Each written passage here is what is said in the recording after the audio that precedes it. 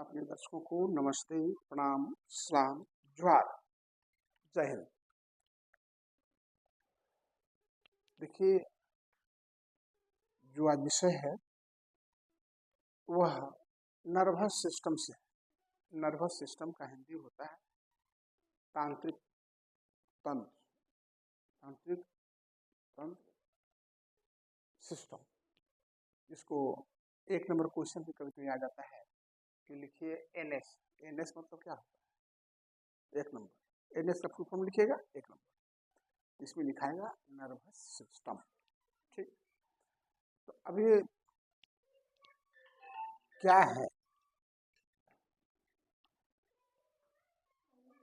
आज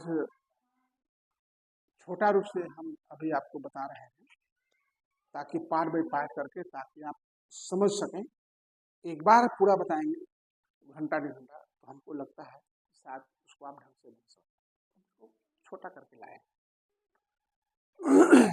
मानव तंत्र का तंत्र मूलतः दो घटक में बटा हुआ है। हमारा सेंट्रल नर्वस सिस्टम, जो नर्वस सिस्टम है, वो दो पार्ट में मुख्य रूप से, इसके बहुत पार्ट है, हम कल इस पर चर्चा करेंगे। आज दो पार्ट के बारे में हम चर्चा करते हैं और ये दो पार्ट से और अलग अलग हुआ है, उसकी चर्चा हम कल करेंगे। लेकिन आज हम सिर्फ जो नर्वस सिस्टम है उसका दो पार्ट का हम चर्चा करते हैं। एक है CNS और दूसरा है PNS। CNS central nervous system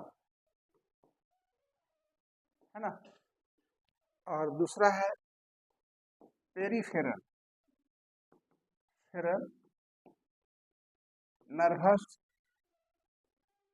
system.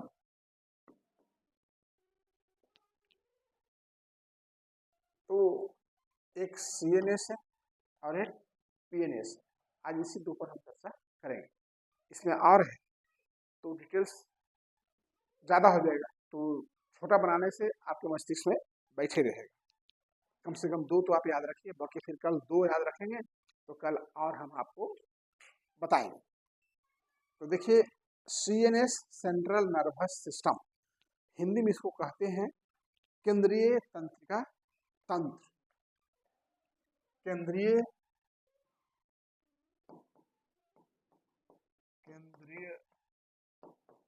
तंत्रिका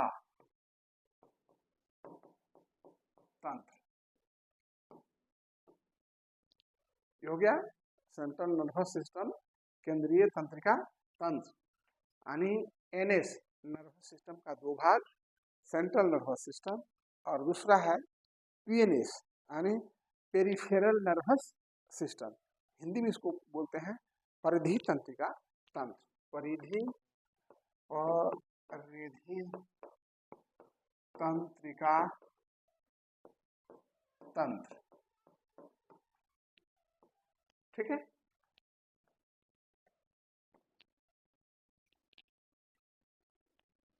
ये स्पष्ट हो गया कि भाई NS का नर्वस सिस्टम का दो मुख्य भाग और हैं जो कल चर्चा करेंगे। अभी इतना पर समझ लीजिएगा, कल इतना हमको बता दीजिएगा तो आगे बताएंगे आपको कि भाई एक है सेंट्रल नर्वस सिस्टम, केंद्रीय तांत्रिक तंत्र, और दूसरा है पेरिफेरल नर्वस सिस्टम, जिसको हिंदी में बोलते हैं हम लोग परिधि तंत्रिका तंत्र।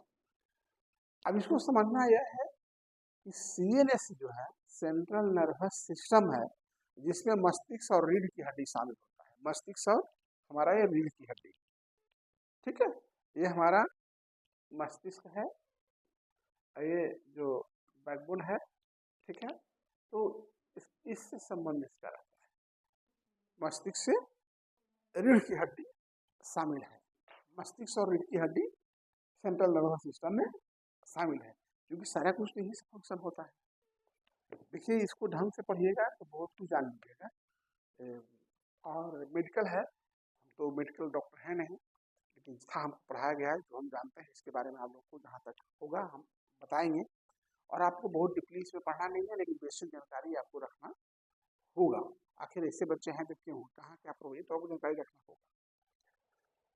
तो आप समझ गए कि सेंट्रल नर्वस सिस्टम मस्तिष्क और रीढ़ की हड्डी शामिल होता है, उसमें जुड़ा हुआ रहता है। यह शरीर के प्राथमिक नियंत्रण केंद्र के रूप में काम करता है।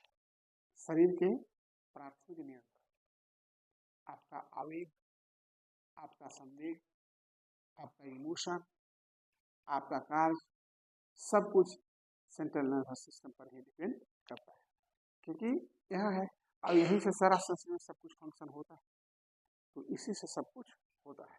सो दैट यह शरीर के प्राथमिक नियंत्रण केंद्र के रूप में काम करता है। प्रश्न आ जाए कि सेंट्रल नर्वस सिस्टम कैसे कार्य करता है, तो भाई यह प्राथमिक नियंत्रण केंद्र के रूप में शरीर में काम करता है। जबकि पीएनएस जो पेरिफेरल नर्वस सिस्टम है, पेरिफेरल नर्वस सिस्टम परिधीय तांत्रिक तंत्र, और सीएनएस शरीर के बाकी हिस्सों तक फैली हुई है। यानी पीएनएस जो है सेंट्रल नर्वस होकर शरीर का पूरा हिस्सा में हमारा नर्व्स शामिल है ना, नस है ना, पूरा शरीर में सभी सभी अंग, गाल में, नाक में, आंख में, कान में, सभी जगह, सभी शरीर में पूरा।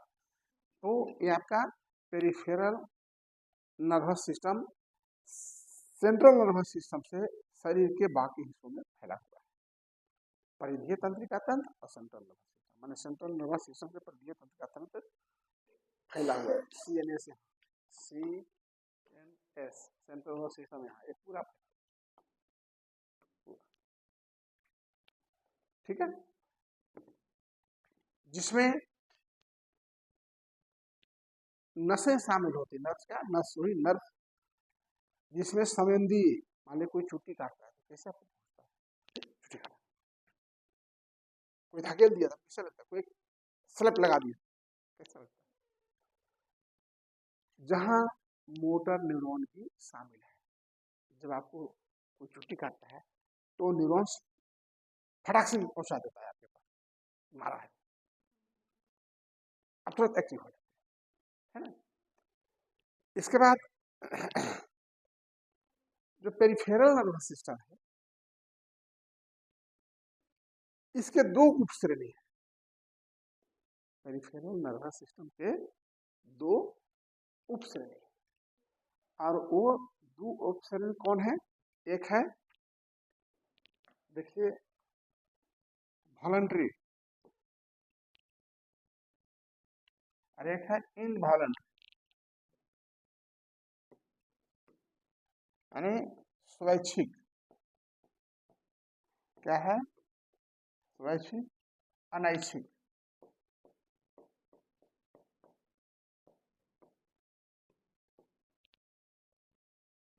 इसको आप समझिए, इसको आप समझ गए तो आज की पढ़ाई में 5% आप जान, अगर इसे समझ, ऐच्छिक और अनैच्छिक। ऐच्छिक, ऐच्छिक का मतलब क्या है, जो हमारे बस में, हम अपनी इच्छा से करते हैं, जैसे मुड़ी हिलाना, जी, yes sir, no sir, very good sir, अपनी इच्छा से कर रहे हैं। अनैच्छिक, जिस पर हमारा कंट्रोल, जैसे जिस पर हमारा कंट्रोल नहीं है, पैर हिला रही हो तो इस पर हमारा कंट्रोल है, तो ये ऐच्छिक हो गया क्रिया। लेकिन जो आई पोकिंग कर रही हो ये अनैच्छिक है। क्यों, क्योंकि इस पर हमारा कंट्रोल, ऐच्छिक जो अपने मन से करते हैं, अनैच्छिक जिस पर हमारा कंट्रोल नहीं। श्वासा चल रहा है, कंट्रोल है, रोक लीजिएगा, कितना, 1 मिनट उससे ज्यादा नहीं, आप, है ना। तो ये पेरिफेरल नर्वस सिस्टम से होता है। पेरिफेरल नर्वस सिस्टम का कार्य है कि आपको अनैच्छिक और ऐच्छिक गति को निर्धारित करता है। जब आप कोई काम करना चाहेंगे तो आपका ऐच्छिक होगा, आपकी इच्छा से होगा, ठीक है। अनैच्छिक, बिना कुछ किए आपका काम हो रहा है, आई को भी हमको समय पे करना है, करना है।